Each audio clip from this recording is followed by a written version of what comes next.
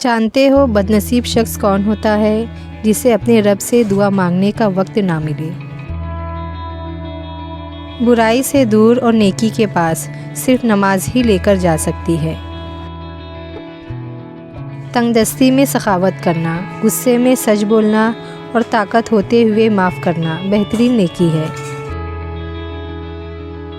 امیر المومنین حضرت علی علیہ السلام نے فرمایا، سب سے بڑا جاہل وہ ہے جو ایک ہی پتھر سے 2 دفعہ ٹھوکر کھائے۔ کچھ مرد حضرات اس قدر کمزور ہوتے ہیں کہ اپنی طاقت دکھانے کے لیے انہیں ہاتھ جیسی چھوٹی چیز اٹھانی پڑتی ہے۔ ہم لوگ اتنے دیندار ہیں کہ چوری کے مرغے کو بھی تکبیر پڑھ کر حلال کرتے ہیں۔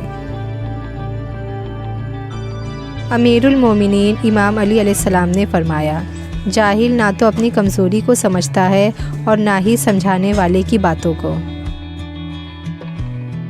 نصیحت تو عقل رکھنے والے ہی قبول کرتے ہیں۔ جہاں قدر کم ہو جائے وہاں 2 قدم پیچھے ہٹ جانا ہی بہتری ہے۔ پہلی بار مجھے زندگی اس وقت مشکل لگی تھی جب میں نے جانا کہ جس بات پر مجھے رونا آ رہا ہے اس بات پر اب مجھے دوسروں کے سامنے مسکراتے ہوئے رہنا ہے۔ دل میں نفرت رکھ کر مسجد میں جایا نہیں کرتے اقبال، وہ سجدہ صاف کپڑوں کو دیکھ کر نہیں دل کو دیکھ کر قبول کرتا ہے۔ ہر سوال کا جواب قرآن میں ہے، زندگی کا ہر حساب قرآن میں ہے۔ اے مسلمان قرآن کھول کے تو دیکھ، تیرے ہر درد کی دوا قرآن میں ہے۔ ہمیشہ اس کو چاہو جس کے چہرے سے زیادہ دل اچھا ہو۔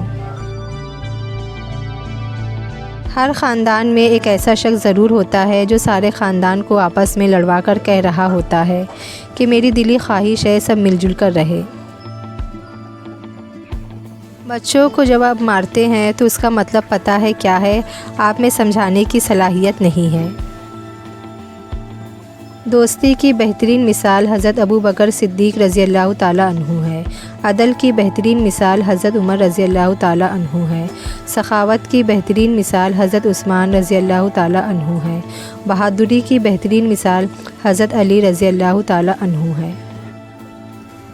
مسئلہ یہ بھی تو ہے دنیا کا، کوئی اچھا ہے تو کیوں اچھا ہے؟ عمر اور زندگی میں کیا فرق ہے؟ جو اپنوں کے بنا گزرے وہ عمر ہے، جو اپنوں کے ساتھ گزرے وہ زندگی۔ حضرت علی رضی اللہ تعالیٰ عنہ نے فرمایا، جسمانی رشتے مختصر زندگی تک محدود ہوتے ہیں، آخرت میں ہم ان کے ساتھ ہوں گے جن سے روحانی محبت ہوگی۔ قدر اور وقت بھی کمال کے ہوتے ہیں، جس کی قدر کرو وہ وقت نہیں دیتا اور جسے وقت دو وہ قدر نہیں کرتا۔ بینائی کی انتہا یہ ہے کہ آدمی خود کو پہچان لے۔ عدل کرنا بارش سے سیکھو جو پھولوں اور کانٹوں دونوں پر برستی ہے۔ رات ایسے نہ گزارو کہ صبح فجر قضا ہو جائے۔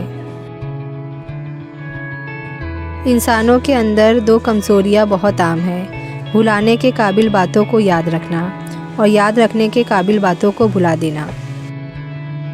جنت میں سب کچھ ہے لیکن موت نہیں، قرآن میں سب کچھ ہے لیکن جھوٹ نہیں، دنیا میں سب کچھ ہے لیکن وفا نہیں، انسان میں سب کچھ ہے لیکن صبر نہیں۔ پیدا دوسرے نے کیا، اہمیت دوسروں نے دی، تعلیم دوسروں نے دی، رشتہ بھی دوسروں سے جوڑا، کام کرنا بھی دوسروں نے سکھایا، آخر میں قبرستان بھی دوسرے لے کر گئے۔ انسان کا اپنا کیا ہے تو غرور کس بات پر ہے؟ نیکی میں اتنی طاقت ہے کہ ایک چھوٹی سی نیکی آپ کو اللہ کی رضا اور جنت کا حقدار بنا سکتی ہے۔ اللہ پر توکل، اس کے فیصلے پر راضی رہنا، اس کے امر کو تسلیم کرنا اور اپنے معاملات اس کے سپرد کرنا ایمان ہے۔ اللہ کریم سمجھنے اور عمل کرنے کی توفیق عطا فرمائے، آمین یا رب العالمین۔ بدبخت ہے وہ شخص جس نے اپنی زندگی کو بدلنے کے لیے ہزاروں کتابیں پڑھ لی لیکن قرآن مجید اس کی الماری پر پڑا گرد آلود ہوتا رہا۔ قرآن پاک ایک ایسی کتاب ہے جسے پڑھ کر عمل کرو گے تو خزانے پاؤ گے، ورنہ زندگی کو بے مقصد گزار جاؤ گے۔ دوسروں سے متعلق اپنی زبان کو سی ڈالو، کیونکہ بدگمانیاں بالکل ایک پھٹے کپڑے کی طرح ہے، جتنا بھی سی لو کپڑا پھر بھی پھٹا ہی رہے گا۔ ایسا دروازہ بنے جس سے خیر داخل ہو، اگر ایسا نہیں کر سکتے تو وہ کھڑکی بنے جس سے روشنی گزرے، اگر ایسا بھی نہیں کر سکتے تو ایسی دیوار بنے جو تھکے ہوئے کو سہارا دے، کیونکہ اللہ کی مخلوق سے محبت ہی اللہ سے محبت ہے۔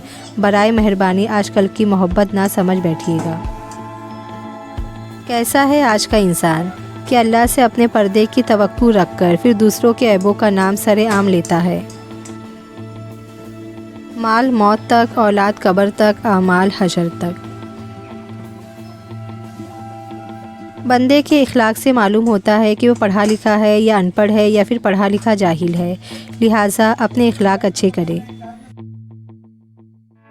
آج کل ہر شخص میں غم و غصہ بھرا ہوا ہے، کیونکہ اس کے اندر میں سکون نہیں، اور اندر میں سکون نہیں کیونکہ وہ قرآن سے دور ہے، اللہ کے ذکر سے دور ہے۔ حوصلہ بلند رکھو، دکھ کے ساتھ سکھ بھی ہے۔ شاخوں سے پتوں کا گرنا محض موسم کی تبدیلی کا پیش خیمہ نہیں، بلکہ یہ یاد دلاتا ہے کہ دنیا کی ہر چیز فانی ہے۔ محبت دو روحوں کی نہ ختم ہونے والی پرواز کا نام ہے۔ انسانیت کا رشتہ بہت بڑا خزانہ ہے، اسے لباس، مذہب یا قومیت میں نہیں، انسان میں تلاش کرو۔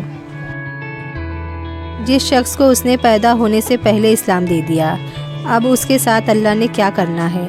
اللہ تو آپ پر پہلے فضل کر چکا ہے۔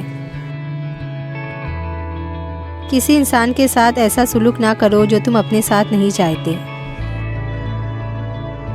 اللہ کی یاد میں رہنا دنیا کی ہر بادشاہی سے افضل ہے۔